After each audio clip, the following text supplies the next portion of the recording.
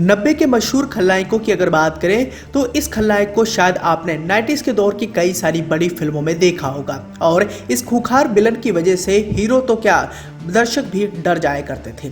Film industry में खौफ का दूसरा नाम बने रमी रेड्डी आज भले ही हमारे बीच में नहीं है, लेकिन इनके किए गए यादगार पल आज भी तरोताजा है। रमी रेड्डी की बात करें तो इन्होंने अपने शानदार फिल्मी सफर के दौरान जो अमिट छाप बॉलीवुड फिल्म इंडस्ट्री पर छोड़ी है वो सदियों तक बरकरार रहेगी। फिल्मों में अपने खूंखार खलनायकी के लिए जाने जाने वाले रमी रेड्डी ने बहुत ही कम समय में 90s के दौर की कई सारी बड़ी फिल्मों में काम किया और यहाँ इन्होंने खूब नाम और शोहरत भी कमाया। लेकिन इनका अंत कैसे हुआ, इनके अंत के बारे में जानने के बाद आपकी भी रूह कांप जाएगी, क्योंकि इस खलनायक को अंत में बहुत दर्दनाक मौत मिली थी। इनिशियली डेज की बात करें तो रमी रेड्डी जब फिल्म इंडस्ट्री में आए थे तो 80 से लेकर 90 के दशक में बॉलीवुड की तमाम बड़ी फिल्मों का यह हिस्सा बने और उस दौर की कई सारे अभिनेताओं के उलट इनकी ज्यादा चर्चाएं होती थी, क्योंकि खतरनाक और खूंखार विलन्स पर उस दौरान काफी ज्यादा ध्यान दिया जाता था। फिल्म में ऐसे खलनायकों को चुना जाता था जो असल जिंदगी में भी लोगों के होश उड़ा सके और उनके मन में खौफ पैदा कर सके, और ऐसे ही कुछ शक्ल सूरत रखने वाले रमी रेड्डी भी उन दिनों काफी ज्यादा मशहूर हुए थे। अब रमी रेड्डी ने कई फिल्मों में ऐसे विलन्स का किरदार निभाया है जो आज भी लोगों के जहन में कहीं ना कहीं मौजूद है। रमी रेड्डी के किरदारों के कभी किसी दूसरी फिल्म के खलनायकों के साथ जोड़ा नहीं जा सकता, क्योंकि उनके अभिनय में वो झलक नजर आया करती थी जो लोगों के जहन में उनका डर बैठाने के लिए बहुत काफी हुआ करती थी। उनकी एंट्री के साथ सुनाई देने वाला बैकग्राउंड म्यूजिक हर किसी के होश उड़ाने के लिए काफी रहता था। रमी रेड्डी ने कभी कर्नल चिकारा बनकर लोगों को डराया तो कभी अन्ना बनकर हीरो की भी रातों की नींद उड़ा दी, और इस तरह उन्होंने बहुत ही कम समय में खलनायकी के रूप में अपना एक नाम कमा लिया था।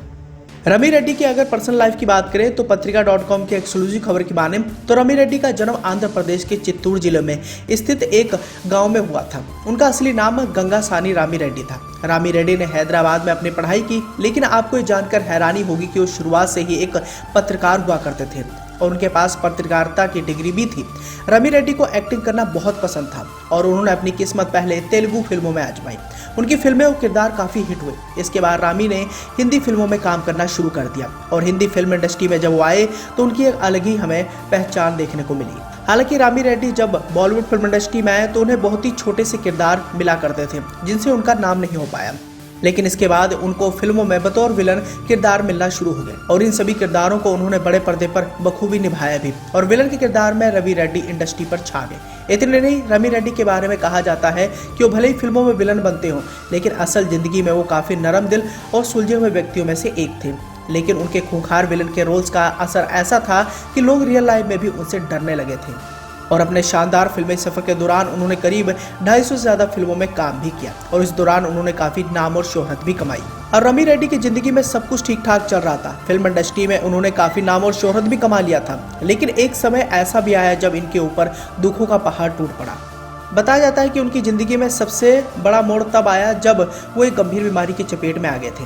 बताया जाता है रमी रेड्डी को एक भयंकर लीवर से जुड़ी बीमारी हो गई थी, जिसके चलते वो बहुत ज्यादा बीमार रहने लगे थे। रमी रेड्डी सालों बाद जब एक इवेंट में पहुंचे तो लोग उन्हें पहचान तक नहीं पाए थे, जिसकी वजह से उनके शरीर में केवल हड्डियां ही दिखने लगी थी। बीमारी से जूझते हुए इस शानदार कलाकार ने 2011 में अपना दम तोड़ दिया और पूरी दुनिया को इन्होंने अलविदा कह दिया। सबसे बड़े दुख की बात तो ये रही कि रमी रेड्डी के आखिरी समय में उनसे मिलने फिल्म इंडस्ट्री का कोई भी शख्स नहीं पहुंचा था।